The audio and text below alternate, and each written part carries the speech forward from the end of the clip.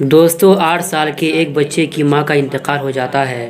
دوسرے دن وہ بچہ اپنی ماں کی قبر پر روتا ہوا آتا ہے اور رو رو کر کہتا ہے، ماں قبر سے اٹھ جا، مجھے بھوک لگی ہے، مجھے روٹی دو، مجھے بھوک لگی ہے، مجھے کھانا دو، 2 دن کا بھوکا پیاسا ہوں، کسی نے مجھے روٹی نہیں دی، ماں مجھے اپنے پاس بلا لے یا واپس گھر آ جا، مجھے بھوک لگی ہے، مجھے روٹی چاہیے۔ آخر کار باپ نے ایک دن بیٹے سے پوچھ ہی لیا کہ بیٹے تیری پہلی والی ماں اچھی تھی یا دوسری ماں؟ بیٹے نے کہا، ابو جان پہلی ماں جو تھی وہ بہت جھوٹ بولتی تھی، لیکن جو دوسری ماں ہے وہ سچی ماں ہے، جب بھی بولتی ہے سچ ہی بولتی ہے۔ باپ نے حیران ہو کر پوچھا، بیٹے وہ کیسے؟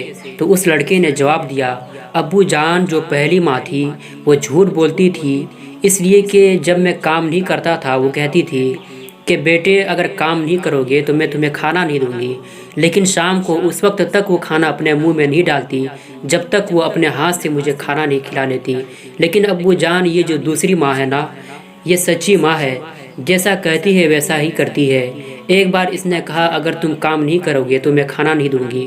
ابو جان 2 دن ہو گئے ہیں، ماں نے ابھی تک کھانا نہیں دیا ہے، 2 دن سے بھوکا پیاسا ہوں، روٹی تک نہیں دی۔ یہ جو دوسری ماں ہے بہت سچی ماں ہے، جب بھی بولتی ہے سچ بولتی ہے۔ پیارے نبی صلی اللہ تعالیٰ علیہ وسلم ارشاد فرماتے ہیں کہ مسلمانوں کے گھر میں بہترین گھر وہ ہے جس میں یتیموں سے حسن سلوک کیا جاتا ہے، اور سب سے بدترین گھر وہ ہے جس میں یتیموں کے ساتھ بدسلوکی کی جاتی ہو، یتیم اور غریبوں کو درد دیا جاتا ہو۔